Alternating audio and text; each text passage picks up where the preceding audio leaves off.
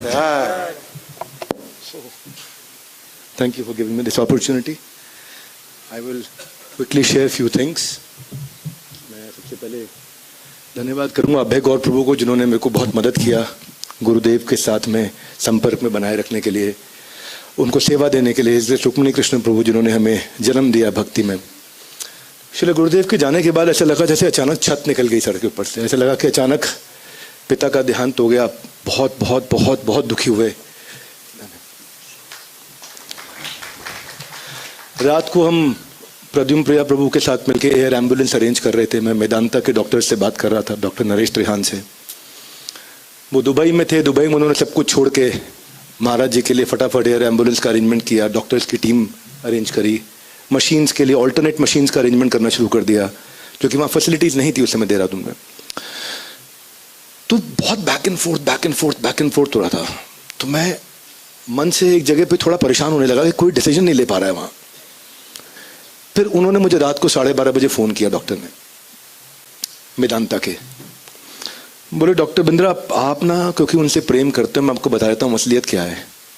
असलियत ये है कि he will not survive till morning, इसीलिए कोई डिसीजन नहीं ले रहा है अभी। और सब के सब चुप है और कोई बताएगा भी नहीं, और सब इस समय बहुत पैनिक में है। आप मेरी बात मानो, गाड़ी स्टार्ट करके निकल पड़ो। हमने गाड़ी स्टार्ट किया, मैं निकल पड़े। वहाँ पहुँचने के बाद मतलब आई वॉज कम्प्लीटली डिवास्टेटेड।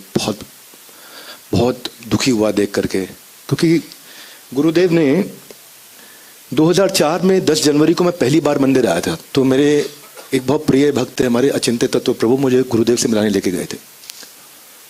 2004 में जब मैं आया तो महाराज ने मतलब तभी से ना कुछ बहुत स्पेशल मर्सी देना शुरू किया। थोड़े दिनों बाद भक्ति सिद्धांत सरस्वती ठाकुर का आविर्भाव था या तिरुभाव था। मैं कॉलेज से आया था, पैंट शर्ट में था।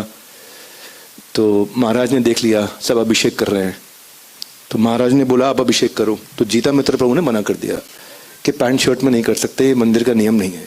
तो ठीक किया प्रभु जी ने, तो उन्होंने बिल्कुल सही किया, उन नियम से चलना चाहिए। तो प्रभु जी को धन्यवाद उसके लिए। लेकिन महाराज आए और बोले इनके लिए मैंने नियम बदल दिया है।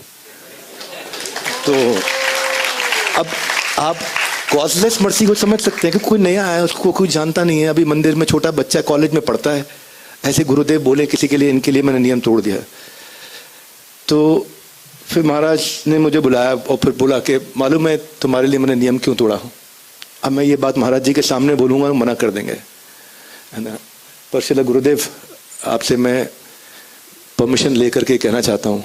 वो बोले तुम्हारे लिए नियम इसलिए तोड़ा क्योंकि मैं तुम्हें पिछले जन्म से जानता हूँ।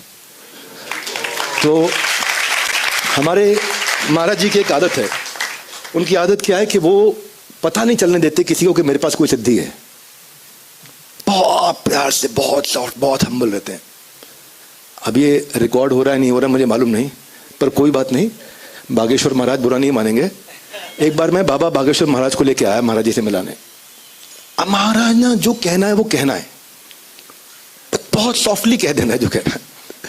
तो बाबा बागेश्वर से बहुत अच्छी चर्चा है, उन्होंने बहुत रिस्पेक्ट किया महाराज जी को। उनके पास सिद्धि है बाबा बागेश्वर के पास, निश्चित रूप से। मुझे उन्होंने जुलाई अगस्त में बता दिया था कि दिसंबर आते ही आपके खिलाफ बहुत सारी कंट्रोवर्सीज होंगी। तो और सब कुछ टीवी में आएगा, सब न्यूज में आएगा, मीडिया में आएगा। हम बोले कौन कर रहे? बोले एक का नाम लिख दिया पर्चे पे, उसका नाम है संदीप। हम ढूंढे संदीप कौन है, हमारी कंपनी में नहीं मिले, दोस्तों में नहीं मिले, एम्प्लॉयज में नहीं मिले, हमें संदीप भी नहीं मिले कौन है। बाद में पता चला वो संदीप माहेश्वरी थे। तो अब तो खैर भगवान जी कृपा से हम कोर्ट में केसेस जीतते जा रहे हैं। लोअर कोर्ट में भी जीत गए, डिस्ट्रिक्ट कोर्ट में भी जीत गए, हाई कोर्ट में भी जीत रहे हैं। अभी मेरा हाई कोर्ट में कल एक और डेट है। तो वो अब बेचारे बहुत तकलीफ में आ गए। वो गुरुदेव की इच्छा है, कृष्ण प्लेफुल गॉड है, कुछ भी हो सकता है। पर बागेश्वर महाराज के पास सिद्धि थी। वो महाराज से जब मिलने आए तो गुरुदेव उनको प्रेम से बोला जादू कम दिखाया करो, भक्ति में लोगों को लगाया करो।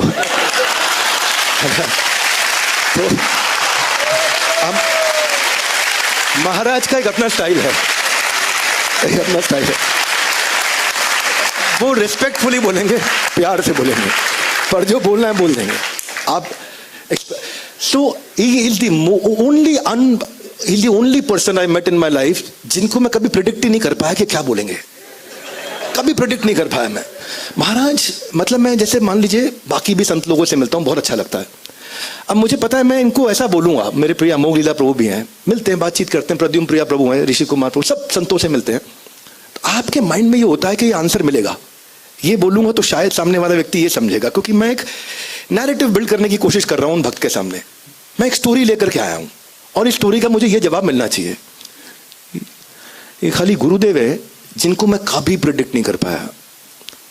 एक दिन शुक्र प्रिया प्रभु महाराज के सेक्रेटरी थे, इस बात है 2004 की।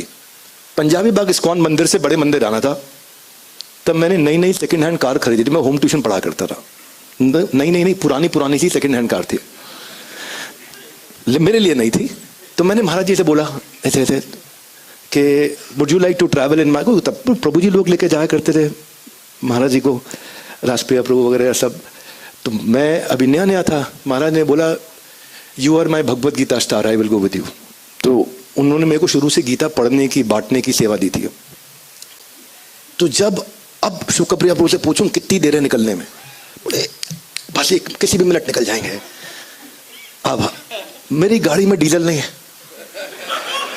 और वो बोले कि बहुत जल्दी पहुंचना है, रास्ते में नहीं रोक सकते आप पेट्रोल भरवाने के लिए, गाड़ी में डीजल है नहीं।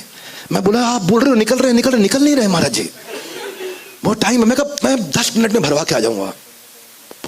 निकल जाएंगे, फिर तुम्हारे हाथ से मौका गया। अब शुक्रप्रिया प्रभु प्रेशर डाले जा रहे, हाँ अब मैं नहीं निकल पाया। हैं शुक्रप्रिया प्रभु इधर, आप कहाँ हैं? धन्यवाद, रिमेम्बरिंग योर पास्ट टाइम शुक्रप्रिया प्रभु। अब फाइनली महाराज 1.25 घंटे के बाद निकले।